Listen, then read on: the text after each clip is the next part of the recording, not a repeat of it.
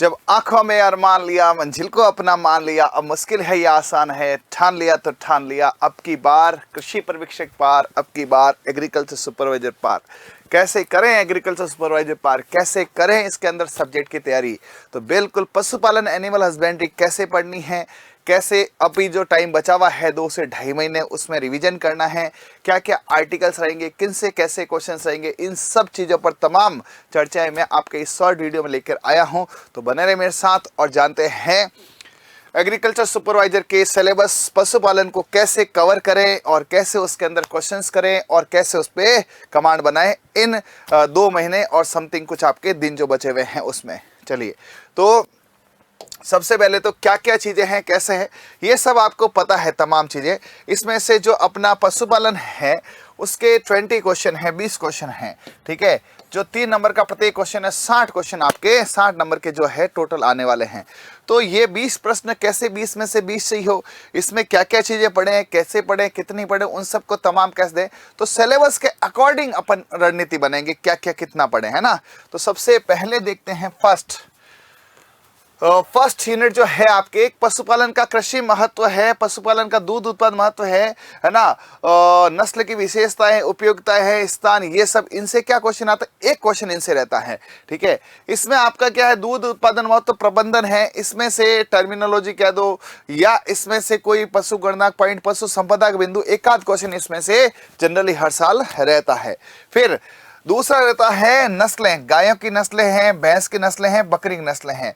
अब जैसे गाय की नस्ल है तो इसमें से गिर का क्वेश्चन आ गया, तो गिर के अंदर जो है पॉइंट्स है कि इसके लक्षण, उत्पत्ति स्थान क्या क्या है ना, नागौरी है, कैसी नस्ल है, दुधारू है, द्विकाजी है, ये सब है। उसके बाद मालवी कहाँ की नस्ल है, ठीक है। मतलब आपको इसके पर्टिकुलर 4-5 बिंदु जैसे उत्पत्ति स्थान, वितरण स्थान, उसका लक्षण और उससे संबंधित जो पॉइंट्स आपको रेगुलरली करवाए जाते हैं उन सबको ध्यान रखें।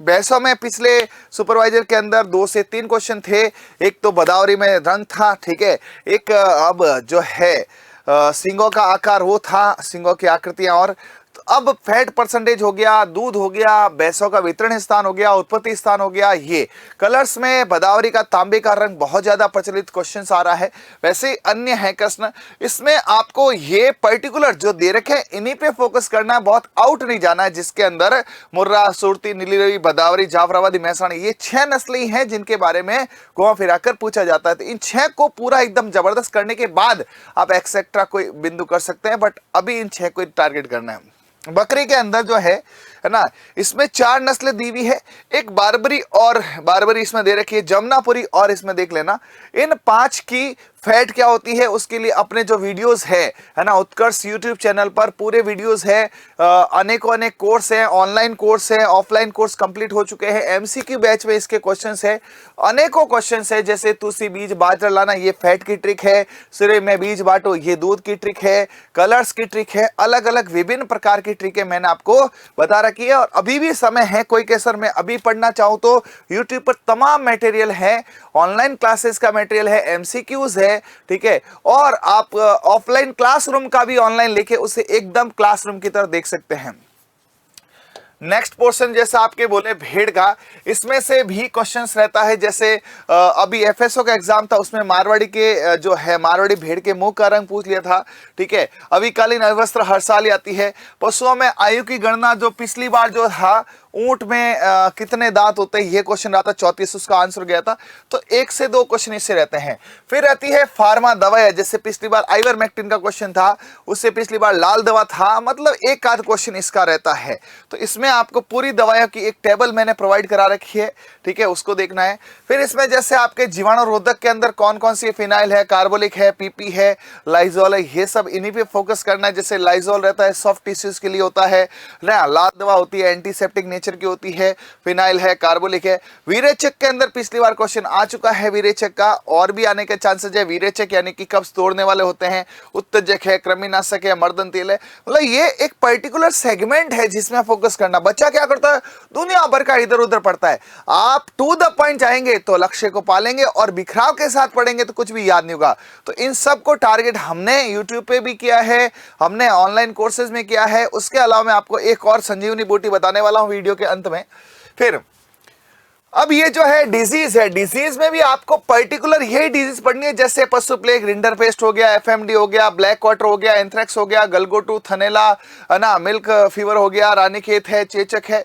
इनमें से आपके लगभग 2 से 3 क्वेश्चन रहते हैं। इसमें ज्यादातर क्या आता है, इसमें आपको ध्यान रखना ज्यादातर तो उसका जीवाणु जनित विषाणु जनित ही आता है। उसके अलावा जो आता है आपके के बैक्टीरिया में कौन सा बैक्टीरिया, ठीक है, यानी उसका जो है कैजुटिक एजेंट बोलते हैं इसको, वो पूछते हैं। या फिर उसके अंदर थोड़ा और जाए तो लक्षण वाइज बात करते हैं। फिर डेयरी के अंदर, अब डेयरी में बच्चों की दिक्कत रहती है, सर डेयरी में क्या पढ़े, डेयरी के अंदर कुछ पोर्शन जिनसे क्वेश्चन आता है। फर्स्ट ऑफ ऑल बात करें मिल्क प्रिजर्वेशन का, दुग्ध परीक्षण का और गुणवत्ता टेस्ट का, जो टॉन्ड रूट डबल टॉन्ड है उसके अंदर जो है यूरिया मिला हुआ तो क्या करेंगे, उसके अंदर जो है ना अलग अलग सेगमेंट्स है उसके, वो सारे हमने कवर कर रखे हैं आपके अलग अलग सेक्शन में।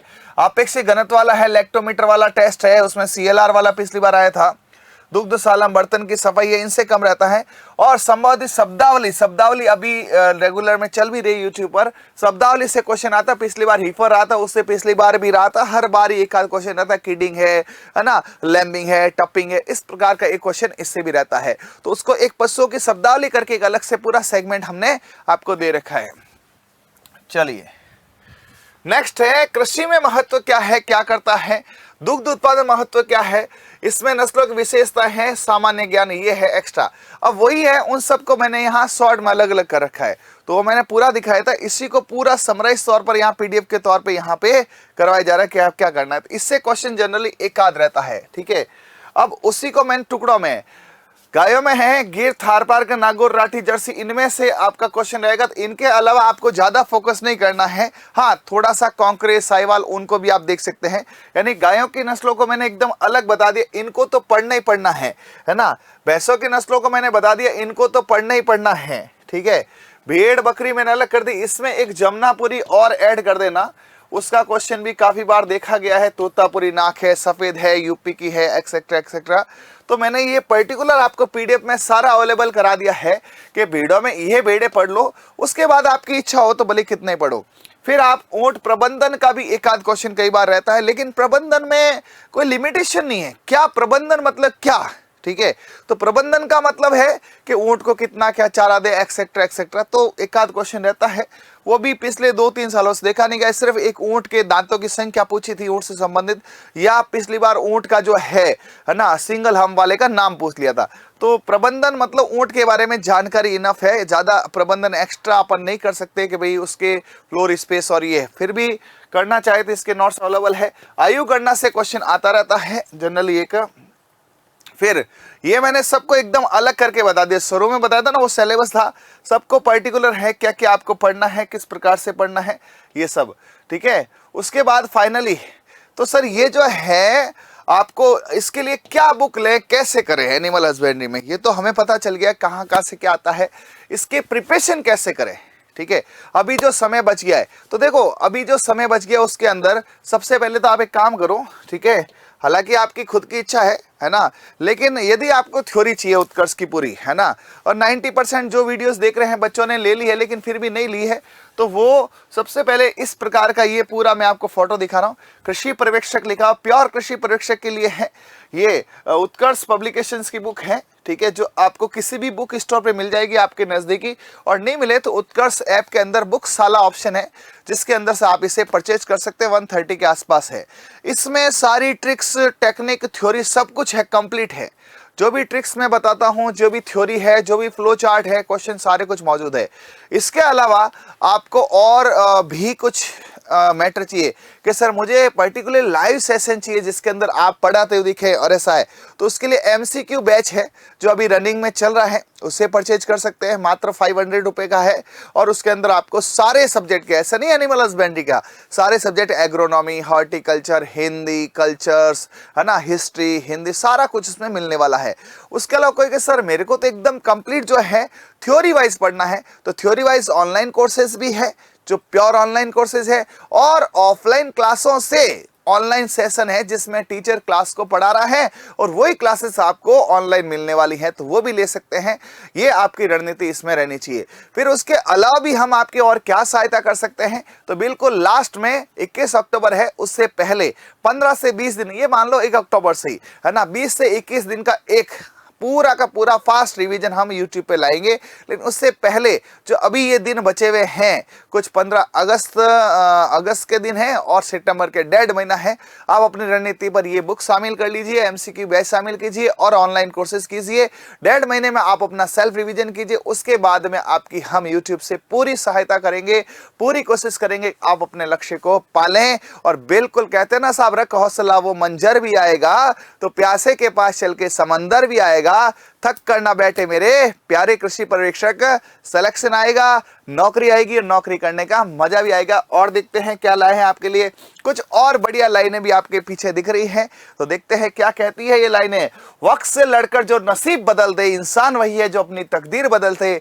कल क्या होगा कभी ना सोचे, क्या पता कल वक्त खुद अपनी तस्वीर बदल दे, खुद अपनी तस्वीर बदल दे। तो क्या पता अभी जो आपका ये टाइम है, ये टाइम अभी संघर्ष का है, लेकिन इस संघर्ष से क्या पता कल का दिन बड़ा शानदार हो, 21 अक्टूबर के बाद के दिन बड़े शानदार हो। तो उन सब के लिए जो रणनीति बताई उस पर काम करें और उसके अनुसार आप अपने आप को ढालें। बिल्कुल, तो आज के लिए इतना ही है, मिलते हैं नेक्स्ट वीडियो में। सभी को बहुत बहुत धन्यवाद है, थैंक यू है, अगले वीडियो तक बने रहे। Okay, thank you, bye.